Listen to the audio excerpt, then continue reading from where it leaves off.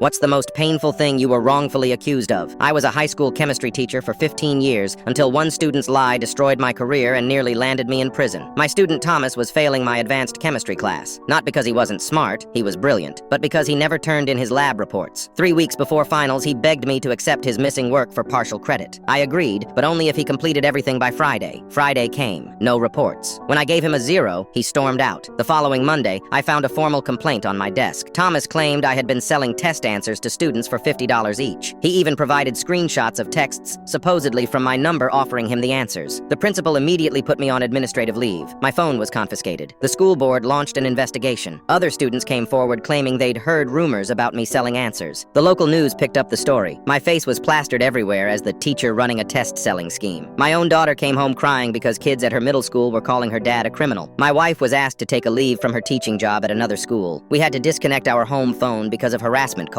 The evidence against me seemed damning. The texts appeared to come from my number. The answers Thomas showed matched my answer key exactly, but something didn't add up. The texts used abbreviations and slang I'd never use. And how did he get such a perfect copy of my answer key? That's when my former student Nadine reached out. She worked part-time at a phone store and recognized Thomas from a strange interaction. He had come in asking about number spoofing apps that could make texts appear to be from different numbers. She thought it was odd when he specifically asked if the fake texts would hold up if someone investigated them. I hired a digital forensics expert. He found that the texts were sent through a spoofing app, exactly what Nadine described. But we still needed to prove how Thomas got the test answers. I remembered he always sat in the back corner of the lab, right next to the supply closet where I kept the answer key locked up. The janitor confirmed he'd found broken lockpicks in that closet twice in the past month. When confronted with this evidence, Thomas finally broke. He admitted to picking the lock, photographing the answer key, and creating fake texts to frame me after I failed him. But the truth came too late. The damage was done. Even after I was cleared, parents demanded their kids be moved to different classes. The whispers and stares in the hallway never stopped. The principal suggested I voluntarily resign to avoid ongoing scandal. I refused to quit. Instead, I pressed charges against Thomas for filing false reports and defamation. His parents offered to pay for my legal fees and lost wages if I dropped the charges. I almost accepted until I learned they had known about his plan. His mother had even helped him create the fake texts, hoping the scandal would force the school to pass him. The judge showed no mercy. Thomas was expelled and charged as an adult. His parents were fired from their jobs when their involvement came to light. The school board issued a public apology and offered me a promotion to head of the science department. I declined the promotion. Instead, I took the settlement money and opened my own tutoring center. Now I help struggling students learn chemistry the right way. No shortcuts, no schemes, just hard work.